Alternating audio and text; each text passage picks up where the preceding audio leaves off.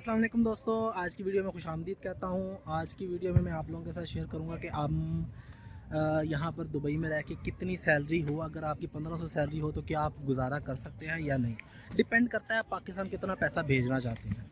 अभी यहाँ का 1000 पाकिस्तानी 50,000 के करीब तो बनता है।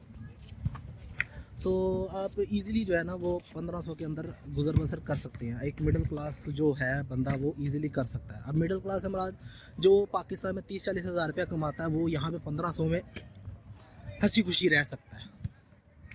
अब 1500 में एक्सपेंस क्या है, वैसे तो ज़्यादातर कंपनीज अकोमोडेशन देती है। अगर कंपनी अकोमोडेशन ना भी दे तो यहाँ पर जो नॉर्मल बेड स्पेस है वो 450-500 दरम पर मंथ के हिसाब से मिलती है, जिसमें वाईफाई वगैरह इंक्लूडेड होता है। ठीक है, लेकिन अगर आप थोड़ा सा हट के एरिया में चले जाते हैं तो वहाँ पे आपको 300-350 की भी बेड स्पेस मिल जाती है। यहाँ पे सबसे सस्ता एरिया जो है वो हॉरलैंड्स का है। हॉरलैंड्स में अगर आप रहते हैं तो वहाँ पे आपको थोड़ी सी रिहाइश सस्ती मिल जाती है। उसके अलावा आपकी जो दूसरे एक्सपेंस हैं लाइक खाना पीना, और अगर तो आप घर में खाना पकाते हैं सारे कंबाइन करके तो आपका 200-250 रुपये पर हेड मैक्सिमम खर्चा है। लेकिन अगर आप फिर भी देखते हैं कि बाहर से खाना खाते हैं तो हॉरलैंड्स एरिया में आपका मैक्सिमम 300-350 तक खर्चा हो सकता है। और अगर आप दूसरे थोड़े से बड़े एरिया में रहते हैं तो वहाँ भी आपका 400 प्लस भी जा सकता है खर्चा।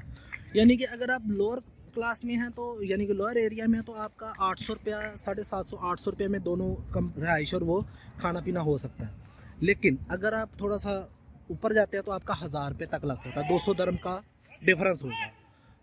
तो बाकी आप 500 दरम्स बचा सकते हैं अगर आप अच्छे एरिया में। अगर आप थोड़ा सा लोअर एरिया में तो आप जो है वो इजीली 700 तक बचा सकते हैं।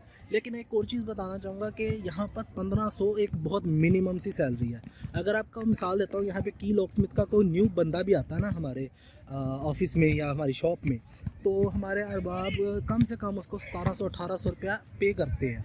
लेकिन डिपेंड करता है आप किस तरह के अरबाब के अंडर है। यहाँ पे अरबाब भी डिफरेंट कैटेगरीज़ के हैं, कोई अच्छे हैं कोई बुरे हैं, तो डिपेंड करता है आपको अरबाब कैसा मिला है। लेकिन अगर आपकी 1800 तनख्वाह है तो मैं कहता हूँ आप हंसी खुशी ज़िंदगी गुजार सकते हैं।